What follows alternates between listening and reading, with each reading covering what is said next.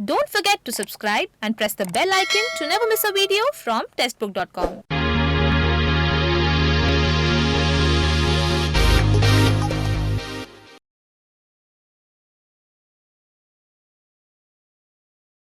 Hello officers, आज के इस सेशन में हम डिस्कस करने वाले हैं पजल्स के बारे में, जो कि रीजनिंग का एक बेहद इंपॉर्टेंट टॉपिक है।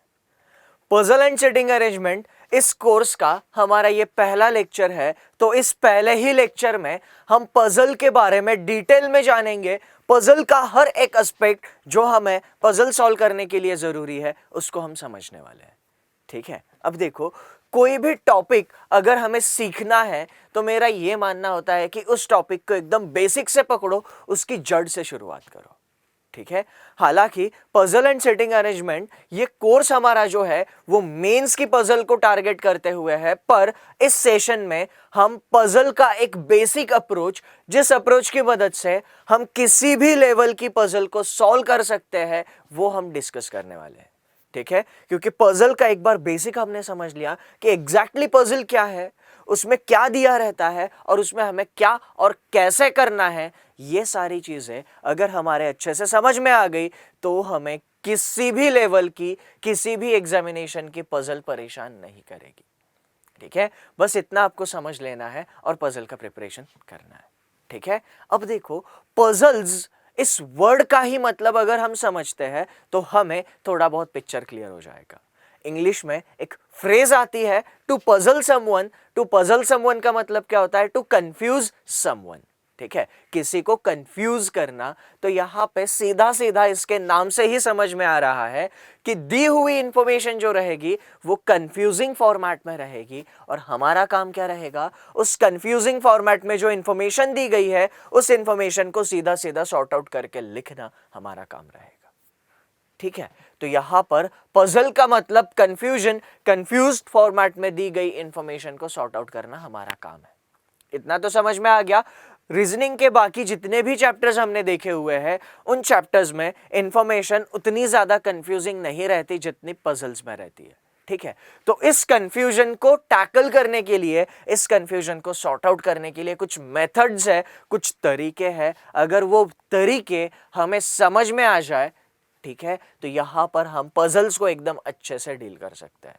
ठीक है, तो इस सेशन में हम दो पजल्स डिस्कस करेंगे। एक क्वाइट सिंपल जो प्री वाली पजल होगी, और दूसरी एक मेंस में जो एक्चुअली पूछी गई है वो पजल हम डिस्कस करेंगे, और दोनों में चीजें कहाँ और कैसे चेंज हो रही है ये समझेंगे। क्योंकि बेसिकली देखो, मेरा मानना यह है कि पजल सॉल्व करने के लिए आपको अगर मास्टर बनना है तो आपको इंफॉर्मेशन कैसे दी गई है उस इंफॉर्मेशन को समझना है, और उस इंफॉर्मेशन को हैंडल कैसे करना है ये आपको समझना है। ठीक है, तो अगर हम एग्जाम पॉइंट ऑफ व्यू से सोचते हैं तो पजल को ब्रॉडली हम दो कैटेगरीज में क्लासिफाई कर सकते हैं।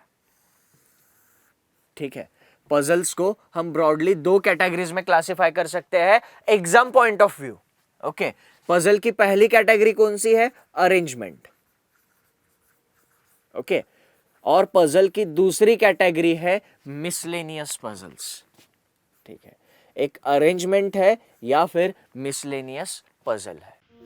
आई एम श्योर इस वीडियो ने पजल सॉल्व करने की पूरी प्रोसीजर समझने में आपकी काफी हेल्प की होगी, और हर एक बैंकिंग एस्पिरेंट पजल और सेटिंग अरेंजमेंट इस टॉपिक का इंपॉर्टेंस तो जानता ही है। ये एक वीडियो था कोर्स ऑफ द मंथ में, जो पजल एंड सेटिंग अरेंजमेंट का कोर्स हमने सिलेक्ट किया है उसका।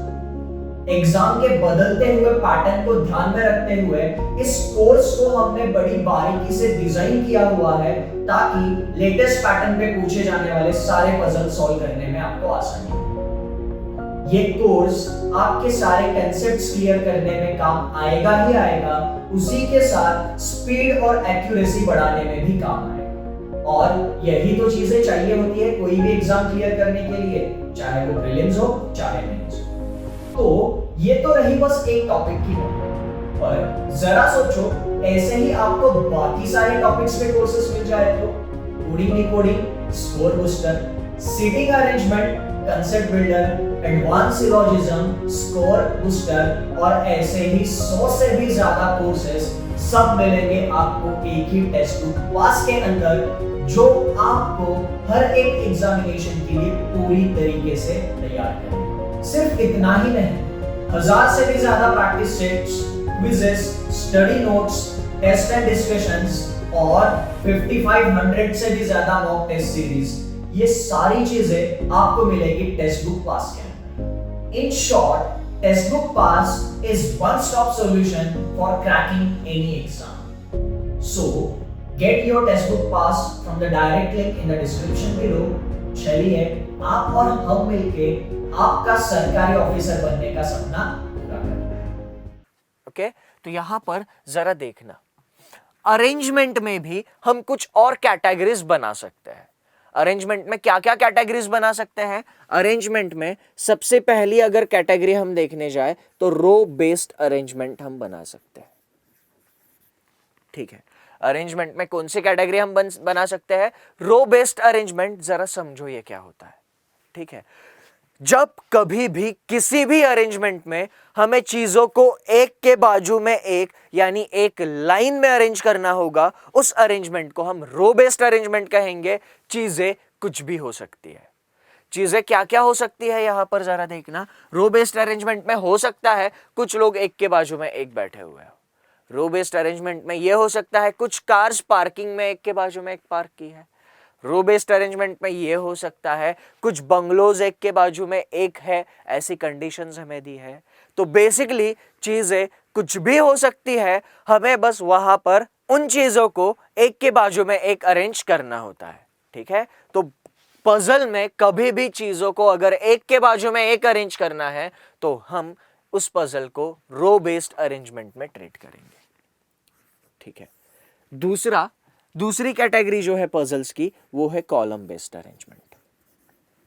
ठीक है, कॉलम से क्या समझ में आता है कि वर्टिकल कुछ ना कुछ होगा, है ना। रो जैसे हॉरिजॉन्टल होती है, कॉलम वर्टिकल होता है। तो बेसिकली पजल में जब कभी भी हमें अरेंजमेंट एक के ऊपर एक करनी है, हम उस पजल को कौन सी कैटेगरी में ट्रीट करेंगे? कॉलम बेस्ड अरेंजमेंट में ट्रीट करेंगे। ठीक है, अब कॉलम बेस्ड अरेंजमेंट में यूजुअली चीजें कैसे दी जाती है? कुछ लोग हैं जो किसी फ्लोर बिल्डिंग पे रहते हैं। ठीक है, मान लो 8 लोग 8 फ्लोर की बिल्डिंग पे रहते हैं, यानी यहां पर हमें 8 लोगों को 8 फ्लोर की बिल्डिंग में अरेंज करना है। एक के ऊपर एक अरेंजमेंट है, कौन सी कैटेगरी होगी? Column based arrangement. सिमिलरली मान लो हमें दिया है कि कुछ बॉक्सेस एक के ऊपर एक रखे गए हैं, तो मैंने देखा है अक्सर ये कि ज्यादातर एस्पिरेंट जिसको बॉक्स बेस्ड पजल कहते हैं।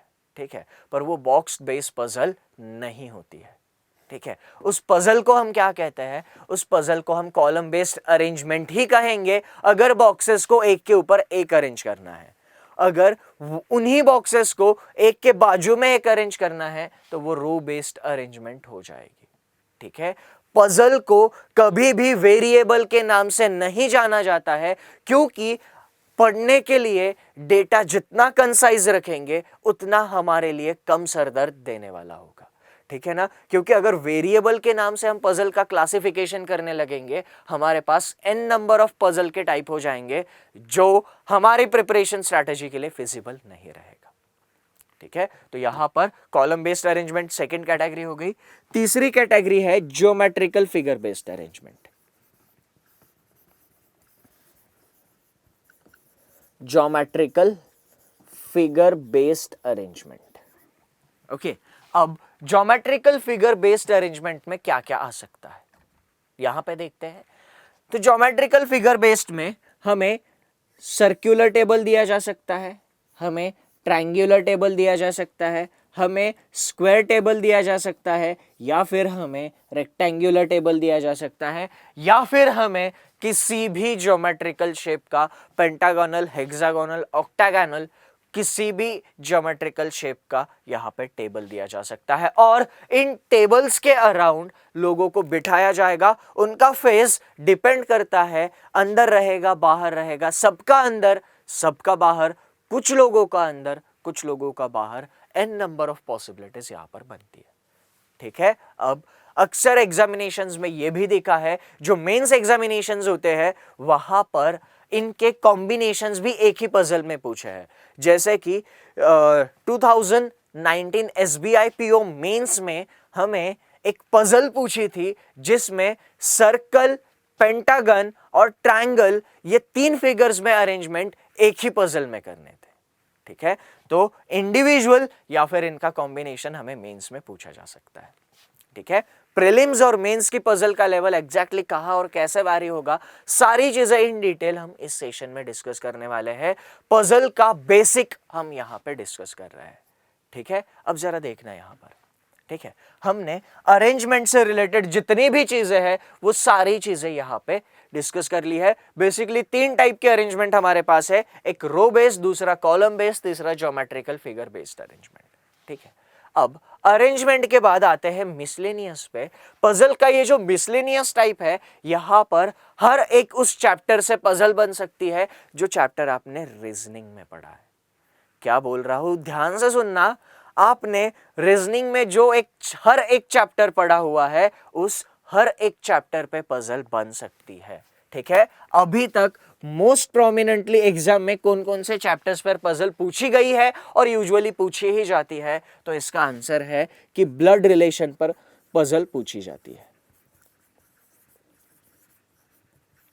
इसके बाद जो दूसरा मिसलेनियस का टाइप है वो है direction and distance. Direction and distance पर भी पजल पूछी जाती है। ओके, डायरेक्शन एंड डिस्टेंस पर भी पजल पूछी जाती है, एग्जाम में पूछी गई है। ओके, उसके बाद हमारे पास मिसलेनियस की तीसरी कैटेगरी है शेड्यूलिंग। ठीक है, तो शेड्यूल से क्या समझ में आता है आपको? शेड्यूल का मतलब होता है टाइम टेबल। तो पजल में जब कभी भी चीजों को टाइम के हिसाब से अरेंज करना होगा, हम वहां पर उस पजल को शेड्यूलिंग के कैटेगरी में ट्रीट करते हैं। ठीक है, पजल को जब भी हमें टाइम के हिसाब से, मान लो आपको जो टाइम अरेंज करना है वो टाइम आपको दिया है डेज के फॉर्मेट में। ठीक है, तो डेज के फॉर्मेट में दिया हुआ टाइम आपको क्या करना है, सॉर्ट आउट करना है। तो वो पजल आपकी कौन सी कैटेगरी में जाएगी? शेड्यूलिंग की कैटेगरी में। तो शेड्यूलिंग के पजल्स जो पूछे जाते हैं उनमें भी कुछ फिक्स फॉर्मेट है, जो फॉर्मेट में पजल्स अब तक पूछे गए हैं। ठीक है, तो बेसिकली हमें इतना ही ध्यान रखना है अभी कि शेड्यूलिंग मतलब टाइम के हिसाब से चीजों को अरेंज करना। ठीक है, उसके बाद एक चौथी कैटेगरी है हमारे पास ऑर्डर एंड रैंकिंग। तो ऑर्डर एंड रैंकिंग पर भी पजल बन सकते हैं। ठीक है, ऑर्डर एंड रैंकिंग पर भी पजल बन सकते हैं। ऑर्डर एंड रैंकिंग का मतलब समझ लेते हैं क्या है। ठीक है, ऑर्डर की अगर हम बात करते हैं तो बेसिकली 2 ही ऑर्डर्स हमारे पास है। एक होता है असेंडिंग ऑर्डर, दूसरा होता है डिसेंडिंग ऑर्डर। यानी पजल में कभी भी अगर हमें वैल्यूज का कंपैरिजन करना होगा, उनको असेंडिंग या डिसेंडिंग ऑर्डर में अरेंज करना होगा, तो उस पजल को हम ऑर्डर एंड रैंकिंग की कैटेगरी से ट्रीट करेंगे। ठीक है, ऑर्डर एंड रैंकिंग के कैटेगरी को पजल करने का तरीका यूजुअली सिमिलर होता है। तो पजल की थीम अगर समझ में आती है तो उस पजल को ट्रीट कैसे करना है यह हमें पता चल जाएगा। ठीक है, तो ऑर्डर के हिसाब से ही रैंक लगेगा, है ना। जैसे मान लो सारी चीजों को हमने डिसेंडिंग ऑर्डर में ऊपर से लेके नीचे तक अरेंज कर दिया। डिसेंडिंग ऑर्डर यानी जिसकी हाईएस्ट वैल्यू है वो सबसे ऊपर आया होगा, है ना, यानी उसका रैंक क्या होगा? उसका रैंक फर्स्ट होगा। ठीक है, जिसकी वैल्यू सबसे कम होगी वो ऊपर से नीचे अरेंजमेंट में सबसे नीचे आ जाएगा और उसका रैंक लोवेस्ट होगा, है ना। तो highest rank, lowest rank, rank का रिलेशन ऑर्डर से किस तरीके से लगता है ये हमने यहां पे देखा हुआ है। और मिसलेनियस में आखिरी कैटेगरी है बैंकिंग स्पेशल। मिसलेनियस में आखिरी कैटेगरी कौन सी है? Banking special. तो क्या है ये कैटेगरी, जरा समझते हैं। जरा सोचो, क्या आप इस कैटेगरी के बारे में जानते हो? ठीक है, तो अभी शायद आप में से कुछ लोग इस कैटेगरी के बारे में इसी नाम से ना जानते हो, पर इससे पहले मेंस एग्जामिनेशन जिन्होंने दिया है उनको बैंकिंग स्पेशल ये कैटेगरी पता चल रही होगी। ठीक है, तो यहां पर बैंकिंग स्पेशल ये कैटेगरी जो है क्या है? एक सिंपल से लैंग्वेज में मैं अगर कहना चाहूंगा तो मैं एक ही लाइन में बैंकिंग स्पेशल कैटेगरी को इस तरीके से डिफाइन करूंगा।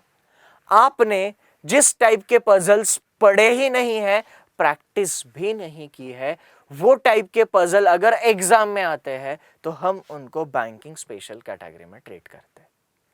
मैंने बिल्कुल सही कहा है, आपने जिस टाइप के पजल्स पढ़े नहीं है, जिन टाइप के पजल की आपने प्रैक्टिस भी नहीं की है, उन टाइप्स के पजल आपको एग्जाम में मिलेंगे और उन पजल्स को हम बैंकिंग स्पेशल कैटेगरी में ट्रीट करने वाले हैं।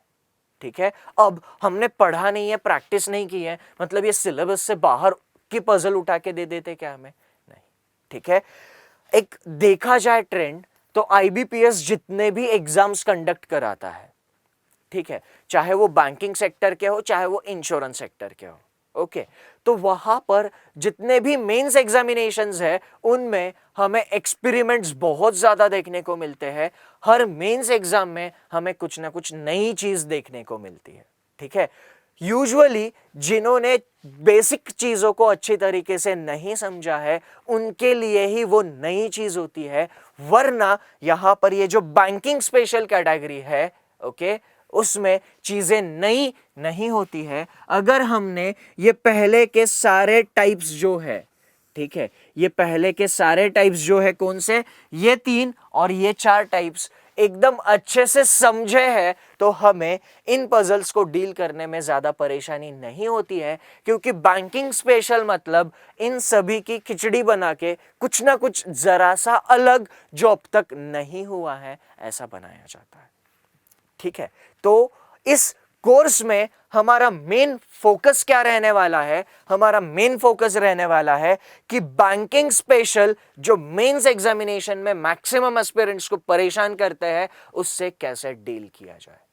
ठीक है, तो उसको डील करने के लिए ये सारी अभी तक जो राम कथा हमने सुनी है वो सारी की सारी क्लियर होनी चाहिए।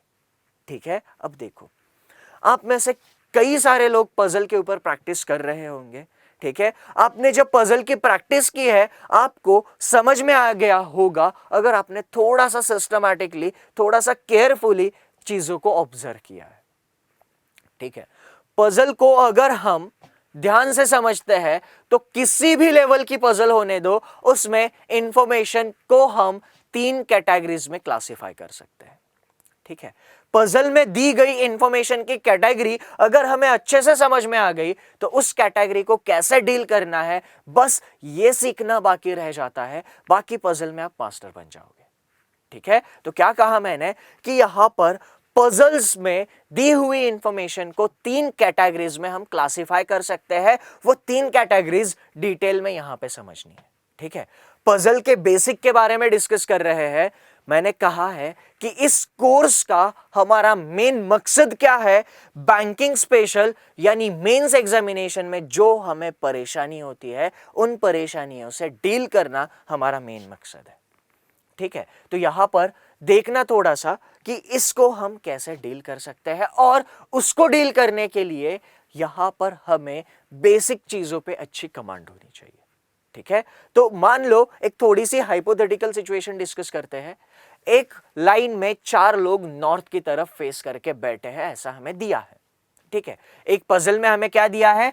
एक लाइन में 4 लोग नॉर्थ की तरफ फेस करके बैठे हैं। जैसे ही ये इंफॉर्मेशन पढ़ते हैं हमें समझ में आता है इस पजल की कैटेगरी कौन सी है। इस पजल की कैटेगरी है रो बेस्ड अरेंजमेंट।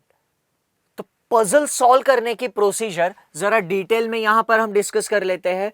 पजल को किस प्रोसीजर से सॉल्व किया जाता है या फिर करना चाहिए। ठीक है, सबसे पहले तो क्या करना है? हमें पजल को पढ़ना है, और जैसे ही हम पजल को पढ़ते हैं उस पजल की थीम हमें समझ में आनी चाहिए। ठीक है, पजल जैसे ही हमने पढ़ी उस पजल की हमें थीम समझ में आनी चाहिए, क्योंकि जैसे ही थीम समझ में आती है हमें पजल की थीम के हिसाब से बेस चूज करना होता है। ठीक है, ओके, जैसे अभी हम यहां पर एक पजल डिस्कस कर रहे थे जिसमें हमें बताया गया था कि एक लाइन में 4 लोग नॉर्थ की तरफ फेस करके बैठे हैं। हमें इसकी थीम समझ में आ गई, रो बेस्ड अरेंजमेंट है। पजल पढ़ी, थीम समझ में आ गई, तो हमें इस थीम को सुटेबल बेस चूज करना होगा। ठीक है, तो यहां पर सबसे पहले हम बेस चूज करेंगे।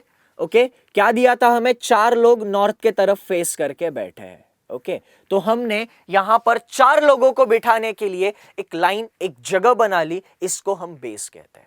ठीक है, अब बेस मतलब पजल में जो भी कंडीशन आती है उसको रिलेट करने के लिए जो भी हम स्ट्रक्चर बनाते हैं उसको बेस कहते हैं। पजल की कैटेगरी के हिसाब से बेस चेंज होता है और अपना बेस जितना सटीक होगा उतनी ज्यादा हेल्प हमें मिलेगी पजल का सॉल्यूशन सिस्टमैटिक और डिसिप्लिन्ड वे में लाने के लिए। ठीक है, अब देखो ये हमने यहां तक की प्रोसीजर देख ली। अब बेस बनाने के बाद हमें कंडीशंस पढ़नी होती है और कंडीशंस की कैटेगरी समझनी है। ठीक है, बेस बनने के बाद हमें क्या करना है, कंडीशंस को पढ़ना है और कंडीशंस की कैटेगरी को समझना है। ठीक है, कंडीशंस की कितनी कैटेगरी है हमने डिस्कस किया था, कंडीशंस की सिर्फ 3 कैटेगरी होती है। ठीक है, अब देखो यहां पर इस पजल में अगर हमें बताया जाए A sits at left end of the row, इस पजल में अगर हमें कंडीशन दी जाए ए इस लाइन की लेफ्ट एंड में बैठता है तो हम इस पॉइंट को बिना किसी कंफ्यूजन के इस बेस में रिलेट कर सकते हैं, यानी ए को कंफर्म इस लाइन के लेफ्ट एंड में बिठा सकते हैं, है ना। तो ये इंफॉर्मेशन की पहली कैटेगरी है जिसमें इंफॉर्मेशन बिल्कुल स्ट्रेट फॉरवर्ड दी जाती है। स्ट्रेट फॉरवर्ड इंफॉर्मेशन का मतलब क्या होता है कि जो इंफॉर्मेशन हमने पढ़ी और समझी है उसको बेस में रिलेट करने में कोई कंफ्यूजन नहीं रहता है। ठीक है, तो यहां पर इंफॉर्मेशन की जो कैटेगरीज हम डिस्कस कर रहे हैं वो किस ग्राउंड पे, किस बेसिस पे डिस्कस कर रहे हैं कि जो इंफॉर्मेशन बेस में रिलेट करते वक्त कंफ्यूजन होगा उस कंफ्यूजन की लेवल पे यहां पर हम इंफॉर्मेशन की कैटेगरीज डिस्कस कर रहे हैं। ठीक है, तो यहां पर पहली इंफॉर्मेशन की कैटेगरी कौन सी हुई, स्ट्रेट फॉरवर्ड इंफॉर्मेशन, जिसमें इंफॉर्मेशन बिल्कुल सीधी सीधी दी जाती है। ठीक है, इंफॉर्मेशन की दूसरी कैटेगरी समझते हैं। ओके, इंफॉर्मेशन की दूसरी कैटेगरी, मान लो इसी पजल में हमें दिया है A sits at end of the row. पहले हमें क्या दिया था, A sits at left end of the row. अब क्या बताया जा रहा है, A sits at end of the row. A line के एंड पर बैठता है, तो लाइन के कौन से एंड पर ए बैठता है, लेफ्ट एंड पे या राइट एंड पे, ये क्लियर है क्या हमें? नहीं। तो जब हम ये इंफॉर्मेशन बेस में रिलेट करने गए हमें कंफ्यूजन हुआ और वो कंफ्यूजन होकर कितनी केसेस बनी, 2 केसेस। एक केसेस में ए यहां पर ले सकते थे, दूसरी केस में ए यहां पर ले सकते थे। ठीक है, तो ये इंफॉर्मेशन बेस में रिलेट करने गए तो हमें कंफ्यूजन हुआ और उस कंफ्यूजन से 2 केसेस बनी। तो इंफॉर्मेशन की दूसरी कैटेगरी जो है उसमें कंफ्यूजन तो होता है पर लिमिटेड होता है। ठीक है, यानी जब हम इंफॉर्मेशन पढ़ते हैं वो बेस में रिलेट करने जाएंगे, अगर वो वहां पर थोड़ा बहुत ही कंफ्यूज करेगी तो उसको हम दूसरी कैटेगरी की इंफॉर्मेशन में ट्रीट करेंगे। ठीक है, अब यहां पर इस एग्जांपल में मान लो हमें दिया रहता A and B always sit adjacent to each other, A और बी हमेशा पड़ोसी होने चाहिए, तो इस इंफॉर्मेशन को रिलेट करने जाते तो क्या क्या केसेस बनती जरा समझना। ए और बी हमेशा साथ में होने चाहिए, तो ए और बी हम यहां पर ऐसे ले सकते हैं। ठीक है, ए और बी हमेशा साथ में होने चाहिए, इनका सीक्वेंस चेंज करके यहां पर भी ले सकते हैं। ठीक है, ए और बी को साथ में यहां पर भी लिया जा सकता है, सीक्वेंस चेंज होगा तो ए और बी साथ में यहां पर भी लिया जा सकता है। ठीक है, वैसे ही ए और बी साथ में ये 2 प्लेसेस पर भी आ सकते थे, सीक्वेंस चेंज हो जाएगा तो ये 2 प्लेसेस पर भी ए और बी आ सकते थे। ठीक है, ए और बी हमेशा साथ में रहने चाहिए।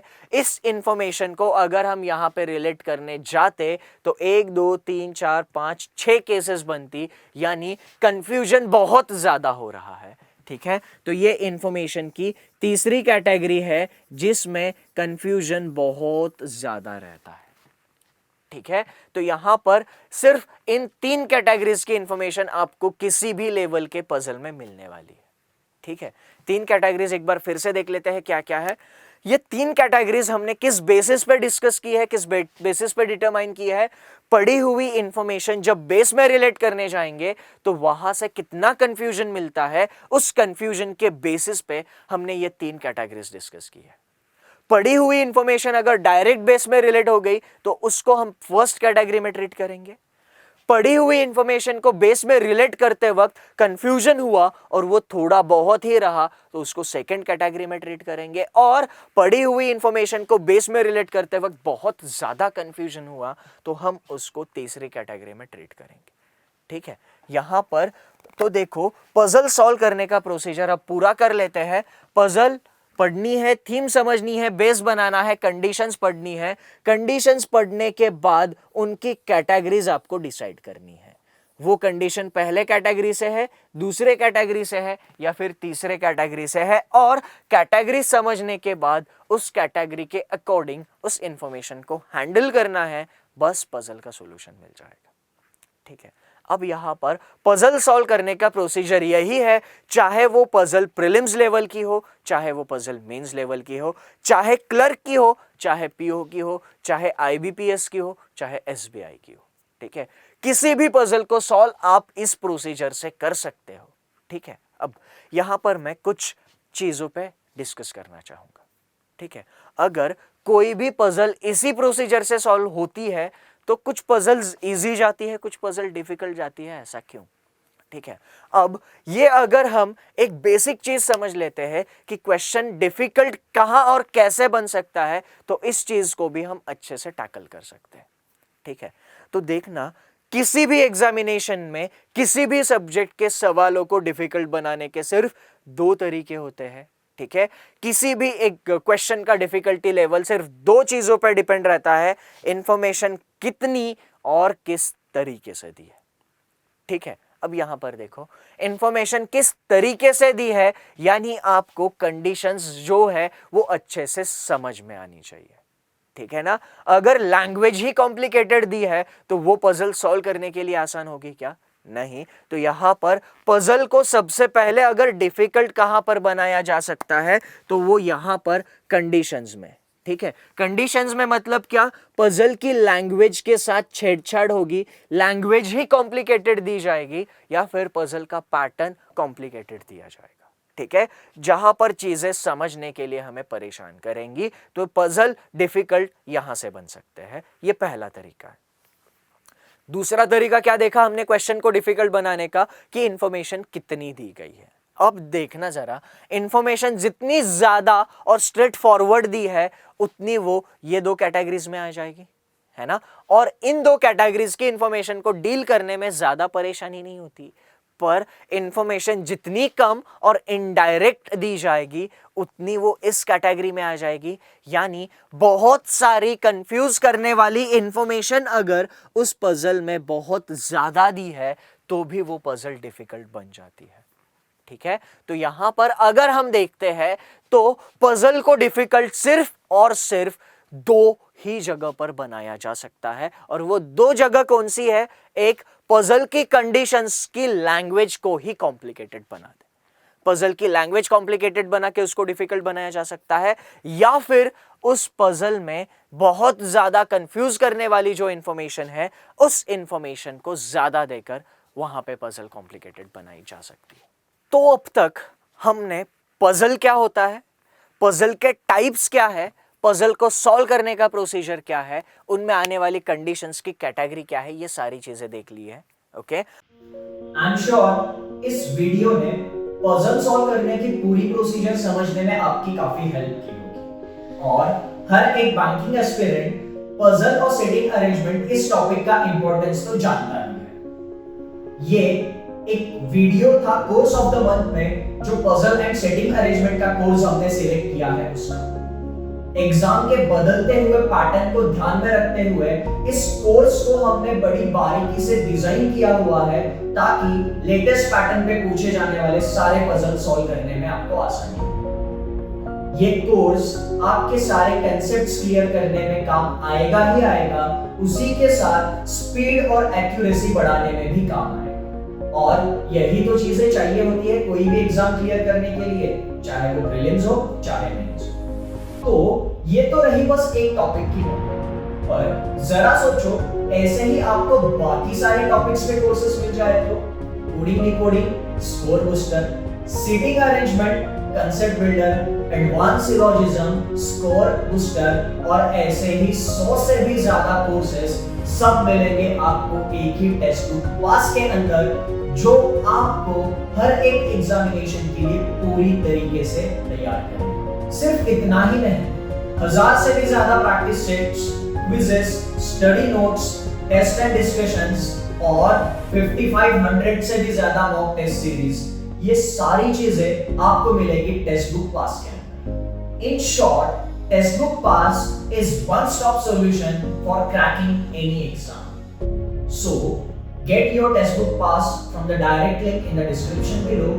चलिए आप और हम मिलके आपका सरकारी ऑफिसर बनने का सपना पूरा करते हैं। हमारा मेन मकसद क्या है? प्रीलिम्स के पजल तो सॉल्व हो जाते हैं, ठीक है, एक सर्टेन लेवल की प्रैक्टिस और अंडरस्टैंडिंग डेवलप हो जाती है तो प्रीलिम्स लेवल के पजल सॉल्व हो जाते हैं। पर मैक्सिमम एस्पिरेंट्स परेशानी फेस करते हैं मेंस लेवल की पजल सॉल्व करने के लिए, ठीक है। मेंस लेवल की पजल अगर आपको सॉल्व करनी है, ठीक है, मेंस लेवल की पजल अगर आपको सॉल्व करनी है तो सबसे पहले ये जो अभी तक सारी चीजें डिस्कस की है वो सारी चीजें आपकी क्लियर होनी चाहिए। उसी के साथ साथ एक छोटा सा पॉइंट यहां पर मैं डिस्कस करना चाहूंगा कि मेंस एग्जामिनेशन में कितने टाइप्स की पजल आती है, ठीक है, क्योंकि हमें मेंस एग्जामिनेशन पे ज्यादा फोकस रखना है। ओके, मेंस एग्जामिनेशन में अगर मैं कहूं तो सिर्फ 2 टाइप की पजल आती है, ठीक है। मेंस एग्जामिनेशन में कितने टाइप की पजल आती है? सिर्फ 2 टाइप्स की पजल आती है। एक पहला टाइप है इजी टू अंडरस्टैंड, ठीक है, पहला टाइप कौन सा है? Easy to understand. और दूसरा पजल का टाइप है डिफिकल्ट टू अंडरस्टैंड, ठीक है। बस यही 2 टाइप के पजल हमें किसी भी मेंस एग्जामिनेशन में मिलेंगे, चाहे वो मेंस एग्जामिनेशन क्लरिकल का हो, पीओ का हो, आईबीपीएस का हो, एसबीआई का हो या फिर किसी भी इंश्योरेंस सेक्टर की मेंस एग्जामिनेशन का हो, ठीक है। मेंस एग्जाम में हमें सिर्फ ये 2 टाइप के पजल मिलेंगे। अब आप सभी लोग शायद ये वर्ड यहां पर देख के चौंक गए होंगे, इजी टू अंडरस्टैंड, मेंस में भला इजी पजल कैसे आ सकती है? तो थोड़ा सा समझना, ठीक है। पजल का क्लासिफिकेशन किस बेसिस पे कर रहे हैं? क्योंकि आपका प्रिपरेशन जितना सिस्टमैटिक रहेगा उतना ज्यादा बेनिफिट आपको होना है, सिलेक्शन आप में से सभी का होना है। मैटर ये करता है कितने कम समय में आप सिलेक्शन ले रहे हो, ठीक है। तो यहां पर जो पजल समझने के लिए आसान होती है वो सॉल्व करने के लिए डिफिकल्ट होती है। तो ये क्या माजरा है? समझने के लिए आसान है, सॉल्व करने के लिए डिफिकल्ट है, समझेंगे। और जो डिफिकल्ट टू अंडरस्टैंड होती है वो सॉल्व करने के लिए इजी होती है, ठीक है। क्या ये झोल है ये समझते हैं, ठीक है। इजी टू अंडरस्टैंड मतलब पजल में जो कंडीशंस दी जाती है वो सारी कंडीशंस हमें फटाफट समझ में आती है। कंडीशन को समझने के लिए ज्यादा दिमाग दौड़ाने की जरूरत नहीं पड़ती। अगर हमें सारी चीजें सही से समझ में आ रही है तो फिर ये सॉल्व करने के लिए डिफिकल्ट क्यों है? आते हैं वापस यहां पर, हमने डिस्कस किया था पजल को डिफिकल्ट सिर्फ 2 जगह पे बनाया जा सकता है, ठीक है। यहां पर ये समझने के लिए आसान है तो इस पजल को डिफिकल्ट यहां से बनाया जाता है, यानी इस पजल में केसेस बहुत सारी बनती है, ठीक है। टेक्निकली अगर हम रीजनिंग की लैंग्वेज में बात करें तो इसको हम पॉसिबिलिटीज कहते हैं। जब पजल में कंफ्यूजन बहुत सारा हो जाता है तो पॉसिबिलिटीज बहुत ज्यादा बनती है और बहुत पॉसिबिलिटीज वाला पजल का एक टाइप होता है, ठीक है। मेंस एग्जामिनेशन में पजल कौन से कैटेगरी से आई है बिल्कुल मैटर नहीं करेगा, क्योंकि मेंस एग्जामिनेशन तक हर एक टाइप के पजल को कैसे डील करना है ये आपको समझ में आ चुका होगा, ठीक है।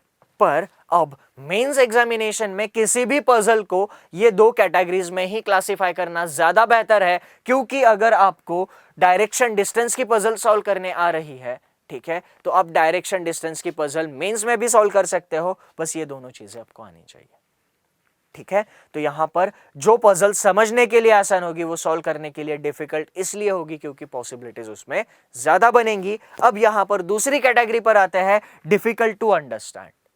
Difficult to understand but solve करने के लिए इजी, ये क्या है? ठीक है, यहां पर अगर पजल में कंडीशंस ही घुमा फिरा के दी है, ट्विस्ट करके दी है, तो वो समझने में हमें टाइम जाता है, ठीक है। पर एक बार वो सही से अगर क्लिक हो जाए, ठीक है, तो वो पजल को सॉल्व करना बड़ी बात नहीं रहती है, क्योंकि उस पजल में 2 या 3 से ज्यादा पॉसिबिलिटीज नहीं बनती है, चाहे वो पजल SBI मेंस की भी क्यों ना हो।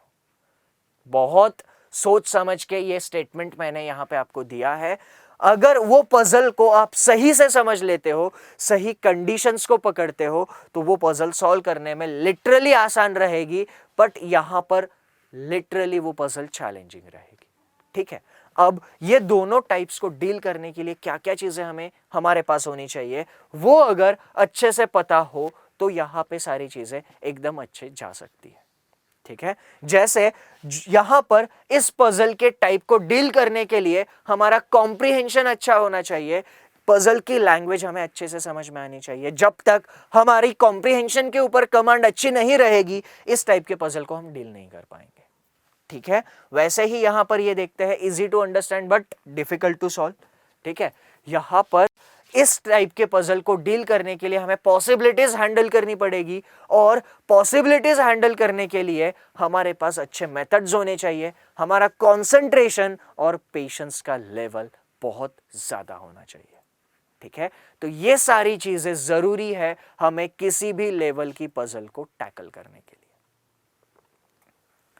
तो यही चीजें सारी समझकर आप पजल की प्रैक्टिस पहले दिन से स्टार्ट करते हैं, तो आपको मेंस एग्जामिनेशन में पजल्स उतने परेशान नहीं करेंगे जितना आपको वो परेशान कर सकते हैं एक सही अप्रोच की ना होने की वजह से, ठीक है। तो सही अप्रोच और सही अंडरस्टैंडिंग के साथ आपको पजल्स की प्रैक्टिस करनी है, ठीक है। तो यहां पर अभी तक हमने पजल की जो भी थ्योरी डिस्कस की है, उस थ्योरी को एग्जांपल्स के साथ डिस्कस करेंगे। अभी 2 पजल्स डिस्कस करेंगे, एक सिंपल लेवल की होगी और एक पजल वो डिस्कस करेंगे जो एक्चुअली मेंस एग्जामिनेशन में पूछी गई है, ठीक है। तो यहां पर क्या करते हैं, दोनों पजल मैं आपको स्क्रीन पे दिखा दूंगा। सबसे पहले आप पजल खुद सॉल्व करेंगे और उसके बाद यहां पे जो भी डिस्कशन होगा उसके लिए जाएंगे। पहली पजल आपके स्क्रीन पर है, वीडियो को यही पॉज कीजिए, देखिए इस पजल का सॉल्यूशन क्या मिलता है। चलिए डिस्कस करते हैं इस पजल को। अभी पजल की जो हमने थ्योरी सारी डिस्कस की है उसी के अकॉर्डिंग इस पजल को सॉल्व करेंगे। बहुत सारे लोगों ने इस पजल को कम समय में सॉल्व कर दिया होगा, पजल सिंपल थी, ठीक है। बट अप्रोच क्लियर होने के लिए ये जरूरी है, क्योंकि जो सारी चीजें आप इस पजल में अप्लाई कर रहे हो उन्हीं चीजों से कॉम्प्लिकेटेड लेवल की पजल का सॉल्यूशन आता है। बस आपको 2 चीजों में माहिर होना पड़ेगा, एक कॉम्प्रिहेंशन में, दूसरा पॉसिबिलिटीज हैंडल करने में। ये 2 चीजें आपने सीख ली, आप हर लेवल की पजल सॉल्व कर सकते हो अगर आपको सारी प्रोसीजर क्लियर है, ठीक है। तो पजल पढ़ के थीम समझते हैं, उसके अकॉर्डिंग बेस चूज कर लेते हैं। हमें दिया था 8 persons are sitting around circular table facing towards the centre, ठीक है। तो यहां पर पजल की थीम क्या है, ज्योमेट्रिकल फिगर बेस्ड अरेंजमेंट, और उसमें फिगर कौन सी ली है, सर्कल। तो हमें बेस भी कैसा चूज करना पड़ेगा, हमें बेस भी यहां पर सर्कुलर ही चूज करना पड़ेगा। तो हम क्या करेंगे, एक सर्कुलर बेस चूज करेंगे जिसमें 8 लोगों को बिठाएंगे, ठीक है। अब यहां पर सर्कुलर टेबल पर 8 लोग बैठे हैं, तो हर एक पोजीशन का आपको लेफ्ट एंड राइट क्लियर होना चाहिए। सब लोग अंदर की तरफ देख रहे हैं। अब सबका लेफ्ट और राइट क्लियर होने के लिए आप खुद को इमेजिन करो, आप उस पर्टिकुलर पोजीशन पे उस पर्टिकुलर डायरेक्शन में फेस करके बैठे हो, आपको लेफ्ट राइट समझने में आसानी होगी। यहां पर आप अंदर की तरफ फेस करके बैठे हो तो आपका राइट यहां पर और लेफ्ट यहां पर आ जाएगा। आपको इस पोजीशन का लेफ्ट राइट अगर चाहिए तो खुद को इमेजिन करो, इस पोजीशन पे अंदर की तरफ फेस करके बैठे हो, आपकी लेफ्ट ये हो जाएगी, राइट साइड ये हो जाएगी। अगर आप यहां पर बैठे हो अंदर की तरफ फेस करके, खुद को इमेजिन करो, आपकी राइट साइड ये हो जाएगी, लेफ्ट साइड ये हो जाएगी। और अगर आप यहां पर बैठे हो अंदर की तरफ फेस करके, खुद को इमेजिन करो, यहां पर जब अंदर की तरफ फेस करके बैठे होंगे आपका फेस नीचे होगा, और इस केस में आपकी राइट साइड ये हो जाएगी और लेफ्ट साइड ये हो जाएगी, है ना।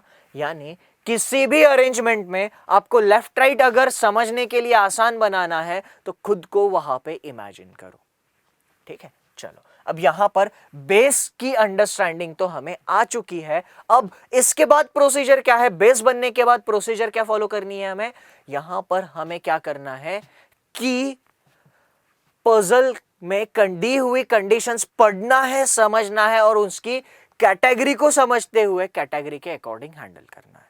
जैसे पहला पॉइंट क्या दिया था, H sits third to the right of E, तो इस केस में E के तीसरे राइट में H को हम कहां पर भी ले सकते हैं, सर्कुलर पजल में ये मैटर नहीं करता। तो E मान लो मैंने यहां पर लिया और उसके पहले दूसरे तीसरे राइट में कौन होना चाहिए था, H को हम यहां पे ले लेंगे। E यहां पर, E का पहला दूसरा तीसरा राइट, H यहां पर आ जाएगा। उसके बाद हमें क्या दिया था, उसके बाद हमें दिया था E and G are the immediate neighbours. ठीक है, पॉइंट क्या दिया है, E और G दोनों भी पड़ोसी होने चाहिए थे। अब E के कौन से बाजू में G को लेना है ये समझ में आ रहा है क्या हमें, नहीं। E के लेफ्ट साइड में G को ले या E के राइट साइड में G को ले, समझ में नहीं आ रहा है। तो पहली कंडीशन पहले कैटेगरी से थी, डायरेक्ट रिलेट हो सकती थी, हमने किया। ये कंडीशन सेकंड कैटेगरी से है, रिलेट करने जा रहे हैं तो कंफ्यूजन हो रहा है, लेफ्ट में लेना है या राइट में लेना है। ठीक है, तो ये समझ में नहीं आ रहा है। तो जब कभी भी पजल में लिमिटेड कंफ्यूजन होगा, हमें अलग अलग केसेस बना के लिमिटेड कंफ्यूजन को सॉर्ट आउट करना है। यानी पहले कैटेगरी की इंफॉर्मेशन को कैसे सॉर्ट आउट करना है देख लिया, दूसरी कैटेगरी की इंफॉर्मेशन को कैसे सॉर्ट आउट करना है ये भी देख लिया। लिमिटेड कंफ्यूजन वाली इंफॉर्मेशन को हमेशा केसेस बना के सॉर्ट आउट करेंगे। ठीक है, चलो अब यहां पर देखना, यहां पर दूसरी केस बनाएंगे हम और उस दूसरी केस में E और H जहां पर है वहां पर एज इट इज रखेंगे। अब हमें यहां पे G को रिलेट करना था, पॉइंट दिया था G और E पड़ोसी होने चाहिए थे। एक केस में E के लेफ्ट में G को कंसीडर करते हैं, दूसरी केस में E के राइट में G को कंसीडर करते हैं। ठीक है, तो यहां पर ये पॉइंट तो रिलेट हो गया। उसके बाद हमें दिया था B and E sit opposite to each other. अब हमारे पास दो केसेस बन गई है, इसके आगे जो भी इंफॉर्मेशन मिलेगी हमें दोनों भी केसेस में रिलेट करनी होगी। ठीक है, पॉइंट क्या दिया है हमें, B and E sit opposite to each other. B और E दोनों एक दूसरे के अपोजिट होने चाहिए। E यहां पर, उसके सामने B यहां पे होना चाहिए, E यहां पर, उसके सामने B यहां पर होना चाहिए। B को हमने दोनों भी केसेस में रिलेट कर दिया है। आगे पढ़ेंगे, आगे हमें दिया था C sit second to the left of G। G की दूसरी लेफ्ट पोजीशन पे C बैठता है, G यहां पर है, G को अंदर की तरफ देख रहा है, G का पहला लेफ्ट दूसरा लेफ्ट यहां पे कौन होना चाहिए था, C। G अंदर की तरफ देख रहा है, G का पहला लेफ्ट दूसरा लेफ्ट कौन होना चाहिए था, C। ये भी इंफॉर्मेशन हमने दोनों केसेस में रिलेट कर दी है। आगे हमें दिया था D sits opposite to F। D F के अपोजिट बैठता है। अब देखो D F के अपोजिट, तो यहां पर D को रिलेट करने के लिए कितनी जगह हमारे पास बची है, 3। पजल में जब कभी भी कोई भी इंफॉर्मेशन आप बेस में रिलेट करने जा रहे होंगे, आपको जितनी भी प्लेसेस अवेलेबल है उन सारी प्लेसेस पे वो कंडीशन चेक करनी है। ठीक है, सिंपल पजल में मैं जो अप्रोच बता रहा हूं वही अप्रोच कॉम्प्लिकेटेड से कॉम्प्लिकेटेड पजल में हम लगाने वाले हैं। ठीक है, तो यहां पर देखना क्या दिया था, D और F अपोजिट।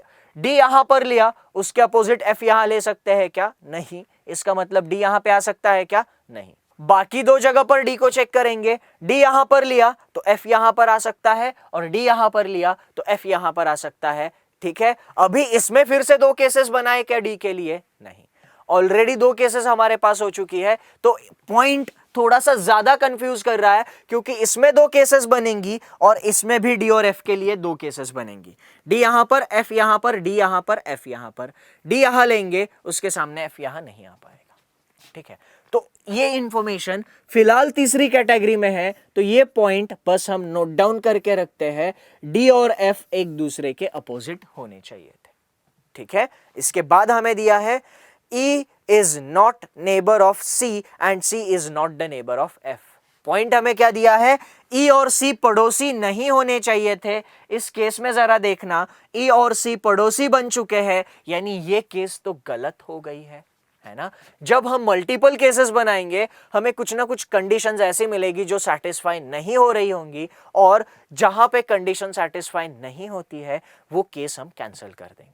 ठीक है, यहां पर ए और सी पड़ोसी नहीं है, चल जाएगा, सी और एफ भी पड़ोसी नहीं होने चाहिए थे। अब जरा इस पॉइंट पर आते हैं, अगर हम डी को यहां पर लेते, ओके, डी से लेकर कंफ्यूजन था ना, हमें क्या था, डी से लेकर कंफ्यूजन था, तो डी की जितनी भी पॉसिबिलिटीज है वो सारी पॉसिबिलिटीज चेक करेंगे। यही मेथड आपको सारे पजल में अप्लाई करना है, ठीक है। तो देखो, डी अगर यहां पे लेते तो एफ यहां पर आ जाता, पर चलता क्या हमें, नहीं, क्योंकि एफ और सी पड़ोसी नहीं होने चाहिए। इसका मतलब डी यहां पर ले सकते थे क्या, नहीं, तो डी के लिए जो दो प्लेसेस बन रही थी उसमें से सिर्फ एक ही प्लेस फाइनल हो जाएगी। डी यहां पर आया है तो यहां पर कौन आ जाएगा, एफ। अब 8 में से 7 लोग हो चुके हैं, सिर्फ एक ही पर्सन बचा हुआ है और वो कौन है, ए। तो यहां पर आखिरी प्लेस जो बची थी वहां पर ए आ जाएगा और इस पजल का सॉल्यूशन हमें मिल जाएगा, ठीक है। पजल बहुत सिंपल थी, आप में से बहुत सारे लोगों ने इस पजल को सॉल्व कर लिया होगा, ठीक है, पर पजल छोटी थी, समझने के लिए आसान थी, इसीलिए आप सबने शायद समझ के फटाक से सॉल्व कर दिया। पर अगर यही पजल कॉम्प्लिकेटेड हो जाएगी तो कैसे डील करना है, एग्जैक्टली वैसे जैसे हमने अभी प्रोसीजर फॉलो की है, ठीक है। इस प्रोसीजर से आप कितने भी कॉम्प्लिकेटेड लेवल का पजल सॉल्व कर सकते हो, ठीक है। चलो, तो अभी इस पजल का सॉल्यूशन क्लियर है। पजल को सॉल्व करने के बाद उसके ऊपर पूछे गए क्वेश्चन का आंसर करना बहुत सिंपल होता है, ठीक है। अब देखो, यहां पर इस पजल का सॉल्यूशन मिल गया है। अब मैं आपको नेक्स्ट पजल दिखा दूंगा स्क्रीन पे, आपको वो पजल सॉल्व करनी है, देखना है उसका सॉल्यूशन क्या मिलता है। नेक्स्ट पजल आपकी स्क्रीन पर है, वीडियो यहीं पे पॉज कीजिए, देखिए इसका सॉल्यूशन क्या मिलता है। चलिए डिस्कस करते हैं इस पजल को। प्रोसीजर वही फॉलो करेंगे, जैसे ही हम पजल का पहला पैरा पढ़ते हैं हमें समझ में आ रहा है इस पजल में भी हमें 8 लोगों को सर्कुलर टेबल पे बिठाना है। तो सबसे पहले क्या करेंगे, हम एक सर्कुलर टेबल बनाएंगे जिस पर 8 लोगों को बैठने के लिए जगह होगी, ठीक है। 1 2 3 4 5 6 7 एंड 8। अब देखना, यहां पर हमें कंडीशंस कुछ गड़बड़ लग रही है। यहां पर हमें पहला पॉइंट क्या दिया है, P@Q means P sits second to the left of Q। यहां पर कंडीशंस ही कुछ अलग मिल रही है। पिछली पजल में कंडीशंस बहुत सिंपल, स्ट्रेट फॉरवर्ड, सीधी सीधी मिल रही थी। यहां पर हमें क्या दिया है, P@Q, इसका कुछ तो मतलब दिया है, ठीक है। तो यहां पर इसको रिलेट कैसे करना है ये समझ में नहीं आ रहा है, तो हम इसको नोट डाउन करेंगे, क्योंकि इसका क्या करना है अभी इस स्टेज पे पता है क्या हमें, नहीं। तो फिलहाल ये इंफॉर्मेशन हमारी कौन सी कैटेगरी में है, तीसरी कैटेगरी में। जो इंफॉर्मेशन का क्या करना है अभी समझ में नहीं आता है, उसको सिस्टमैटिकली बस नोट डाउन करो। P@Q, इसका मतलब है P sit second to the left of Q। इसका मतलब Q के फर्स्ट और सेकेंड लेफ्ट में P होना चाहिए। जरा समझो ये पॉइंट क्या कहना चाह रहा है, ठीक है। हमें जब कभी भी @ का सिंबल देकर दो वेरिएबल्स दिए जाएंगे, उसका मतलब क्या होगा, @ के पहले आने वाला वेरिएबल दूसरे वेरिएबल के सेकेंड लेफ्ट में होना चाहिए, ठीक है। यहां पर यही ये कंडीशन कहना चाह रही है, P@Q means P sit second to the left of Q। इसका मतलब होता है @ के पहले आने वाला दूसरे के सेकेंड लेफ्ट में होना चाहिए। तो पहली कंडीशन का मतलब हमने समझ लिया। दूसरी कंडीशन क्या दी थी, P#Q means P and Q sit opposite to each other, ठीक है। यहां पर हमें सिंबल दूसरा कौन सा दिया था, हैश, और हैश की डेफिनेशन हमें दी थी। P#Q का मतलब क्या है, P और Q एक दूसरे के अपोजिट बैठते हैं। इसका मतलब हैश के साथ जो भी दो लोग आएंगे वो एक दूसरे के आमने सामने होने चाहिए। आप थोड़ा सा नोटिस करो, ये P sit second to the left of Q, okay, P and Q sit opposite to each other. ये सारी इंफॉर्मेशन हमें पिछली पजल में स्ट्रेट फॉरवर्ड वे में सीधी सीधी दे दी गई थी, है ना। इस पजल में क्या हुआ, इंफॉर्मेशन को रिप्रेजेंट करने का तरीका बदला, ठीक है। तो इंफॉर्मेशन की कॉम्प्रिहेंशन अगर अच्छी है और हमारे पास अच्छे मेथड्स है, हम आसानी से पजल को टैकल कर सकते हैं, ठीक है। आगे तीसरा पॉइंट देखते हैं क्या दिया है। तीसरे पॉइंट में हमें दिया था $Q means P is an immediate neighbour of Q, ठीक है। डॉलर के साथ अगर कोई दो लोग दिए जाएंगे तो उसका मतलब होगा कि वो दोनों लोग पड़ोसी होने चाहिए, ठीक है। उसके बाद चौथा पॉइंट हमें दिया है P percentage Q means P sits third to the left of Q।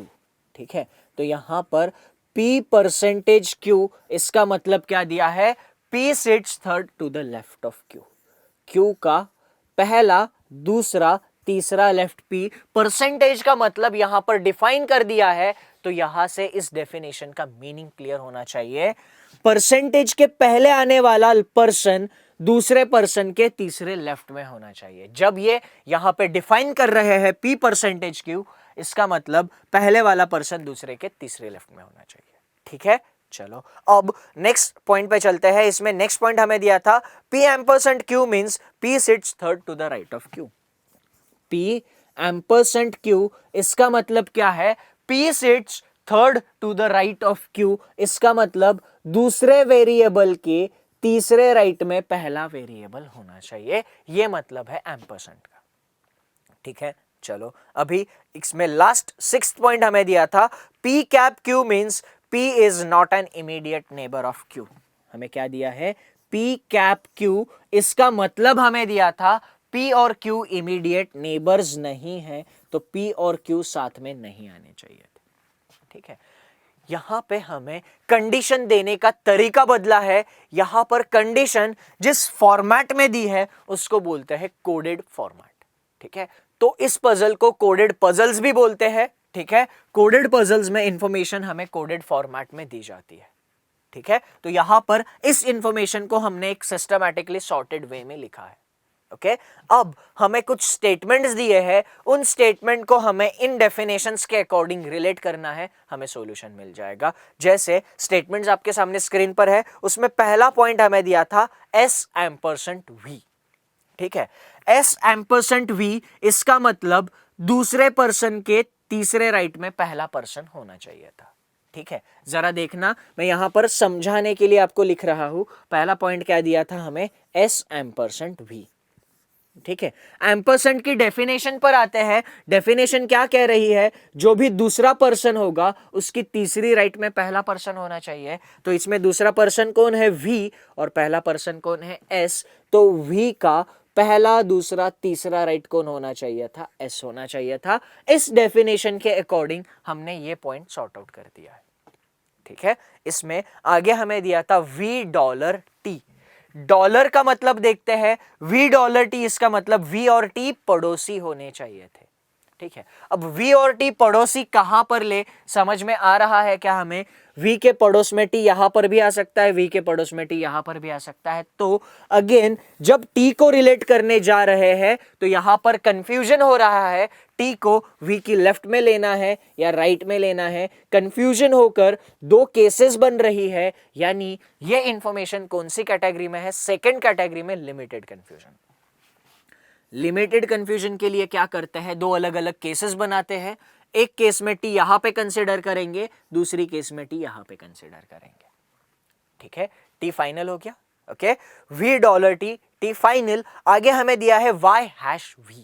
Okay, hash का मतलब Y और V जो है अपोजिट होने चाहिए थे। हैश का मतलब अपोजिट, Y और V अपोजिट। तो ये इंफॉर्मेशन हम दोनों भी बेसिस में रिलेट करेंगे।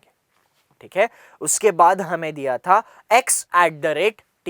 एट द रेट का मतलब देखते हैं, X@T, इसका मतलब T के सेकेंड लेफ्ट में X होना चाहिए था, है ना। पॉइंट दिया था हमें X@T। एट द रेट का मतलब यह है दूसरे वेरिएबल के दूसरे लेफ्ट में पहला वेरिएबल होना चाहिए। ठीक है, तो इसमें T का दूसरा लेफ्ट X होना चाहिए था। T यहां पर है, उसका दूसरा लेफ्ट X यहां पर आ जाएगा। T यहां पर है, दूसरा लेफ्ट X यहां पर आना चाहिए। ठीक है, ये इंफॉर्मेशन सॉर्ट आउट हो गई। इसमें आगे हमें दिया था W#U। ओके, W#U, इसका मतलब W और U आमने सामने होने चाहिए थे। जरा देखना, W यहां पर लिया, उसके सामने U नहीं आ सकता। W यहां लिया, U यहां आ सकता है। W यहां लिया, U यहां आ सकता है। बेसिकली हम वही प्रोसीजर फॉलो कर रहे हैं जो इसके पहले पजल में की थी। W के लिए जितनी भी जगह अवेलेबल थी वो चेक की, तो इसमें W दो जगह पर आ सकता है, इसमें भी W दो जगह पर आ सकता है, यहां W नहीं आ पाएगा। ठीक है, इसका मतलब W के लिए 4 केसेस बन रही है। कंफ्यूजन बहुत ज्यादा हो रहा है। इंफॉर्मेशन की तीसरी कैटेगरी नोट डाउन करेंगे, W और U अपोजिट होने चाहिए। ठीक है, इसके बाद हमें क्या दिया है, v cap x, x cap u। Cap का मतलब क्या है, वो दोनों पड़ोसी नहीं होने चाहिए, v और x पड़ोसी नहीं होने चाहिए थे। इस केस में v और x पड़ोसी बन चुके हैं, तो ये केस हमारी क्या हो जाएगी, कैंसिल हो जाएगी। ठीक है, अब जरा आगे देखना, x कैप u, इसका मतलब यहां पर x और u पड़ोसी नहीं होने चाहिए। जरा देखना, w हम यहां पर लेते तो u यहां पर आ जाता और x और u पड़ोसी बन जाते, जो चलता क्या हमें नहीं चलता। इसका मतलब W के लिए जो दो प्लेसेस अवेलेबल थी उसमें से इस प्लेस पे W नहीं आ पा रहा है, तो W यहां पर आ जाएगा और उसके सामने U यहां पे आना चाहिए। ठीक है, अब दिए हुए लोगों में सारे लोग अरेंज हो चुके हैं, एक अकेला Z बचा था, Z यहां पर आ जाएगा और इस पजल का भी सॉल्यूशन हमें मिल जाएगा। ठीक है, तो यहां पर इस पजल को सॉल्व करने के लिए जो भी चीजें चाहिए थी वो हमने यहां पर डिस्कस की है। तो जरा देखना, लास्ट पजल और ये पजल अच्छे से ऑब्जर्व करो, दोनों भी पजल एग्जैक्टली सेम है, बस यहां पर मैंने वेरिएबल के नाम बदल दिए हैं। पहले और दूसरी पजल में यहां पर आपको एक और थोड़ा सा चेंज है इंफॉर्मेशन देने के तरीके में। ठीक है, यहां पर मैंने नाम कैसे कैसे बदले हैं मैं यहां पर लिख देता हूं। V की जगह E लिया था, Z की जगह A लिया था, U की जगह F था, S की जगह H था, Y की जगह B था, X के जगह C था, W के जगह D था और T के जगह G था। ठीक है, तो लास्ट पजल में ये चेंजेस ऐसे की। ठीक है, अब देखना, सेम ही इंफॉर्मेशन थी, पर सेम इंफॉर्मेशन को फर्स्ट पजल में हम बहुत आसानी से टैकल कर गए और सेकंड पजल में इसको टैकल करने में थोड़ी बहुत परेशानी हुई। ठीक है, तो यहां पर ये जो डिस्कशन था ये बस इस पॉइंट को समझाने के लिए था कि पजल का लेवल कहां और कैसे चेंज होता है। अगर हम ये सारी बारीक चीजें अच्छे से समझ लेते हैं, किसी भी लेवल की पजल को सॉल्व करने में हमें ज्यादा परेशानी नहीं होगी। ठीक है, तो इस कोर्स में हमारा मकसद यही रहेगा कि पजल के हर एक पहलू को इन डिटेल, इन डेप्थ हम समझ लें। ठीक है, पजल के हर एक पहलू का एनालिसिस कुछ इस तरीके से हम करें कि एग्जाम में किसी भी लेवल की, किसी भी पैटर्न की पजल अगर आती है हमें वो ज्यादा परेशान ना करे। इसी को ध्यान में रखते हुए इस कोर्स में हम कई सारी पजल डिस्कस करने वाले हैं, उनमें से कुछ पजल्स मैं आपको अभी स्क्रीन पे दिखा रहा हूं। ठीक है, ये नेक्स्ट पजल आपके स्क्रीन पर है, देखो इस पजल को आप सॉल्व कर सकते हो क्या, और अगर कर सकते हो तो सॉल्व करने में कितना टाइम जा रहा है। ठीक है, ये और इस टाइप की पजल्स हम इस कोर्स में डिस्कस करने वाले हैं। स्क्रीन पर आते हैं, अब देखो आप में से कितने लोगों ने वो पजल सॉल्व कर ली। ठीक है, वो पजल थोड़ी सी कॉम्प्लिकेटेड थी समझने के लिए भी और उसकी इंफॉर्मेशन हैंडल करने के लिए भी। ठीक है, तो यहां पर बस इन सारी चीजों को आपको ध्यान में रखना है। जो डिस्कशन हमने अभी किया है एग्जैक्टली उसी मेथड से, उसी प्रोसीजर से ये अभी आपको जो स्क्रीन पे दिखाई थी वो पजल सॉल्व होने वाली है। और ऐसे ही बहुत सारे पजल्स, 30+ पजल्स इस लेवल के हम इस पूरे कोर्स में डिस्कस करने वाले हैं। जरा सोचना, अगर 30+ पजल्स हम इस कोर्स में डिस्कस कर रहे हैं तो हमें क्या मेंस के पजल्स परेशान कर सकते हैं इसके बाद, अगर सही अप्रोच से ये सारी चीजें हम फॉलो करते हैं तो। ठीक है, तो आई होप यहां पे मैंने जो पॉइंट आपको कन्वे करने की कोशिश की थी वो आप लोगों को समझ में आ चुका है। अगर आप मेंस की पजल की प्रिपरेशन अच्छे से करना चाहते हो तो मैं ये कोर्स आप सभी को जरूर रेकमेंड करूंगा। आपकी मेंस की प्रिपरेशन में ये कोर्स आपको बहुत ज्यादा मदद करने वाला है, क्योंकि मेंस एग्जामिनेशन में जितने भी टाइप के पजल्स अब तक आए हैं और जितने अभी तक नहीं आए हैं पर आ सकते हैं, यानी एग्जाम का इवोल्यूशन समझते हुए कुछ पजल्स मैंने खुद ने बनाए हैं। जैसे आपको मैथ्स में चैप्टर्स के ऊपर डीआई पूछा जाता है, वैसे हमारे रीजनिंग में अभी तक एक्सपेरिमेंट नहीं हुआ है पर हो सकता है। तो रीजनिंग के जो चैप्टर्स जिनके ऊपर अब तक पजल्स एग्जाम में पूछे नहीं गए हैं, उन चैप्टर्स पे भी पजल्स हम इस कोर्स में डिस्कस करने वाले हैं, जो पजल्स मैंने खुद ने बनाए। ठीक है, तो आपके पजल के बेहतर प्रिपरेशन के लिए इस कोर्स को आप आज ही ज्वाइन कर सकते हो। ठीक है, तो इस सेशन में हम यहीं पे रुकेंगे। Thank you and have a great time.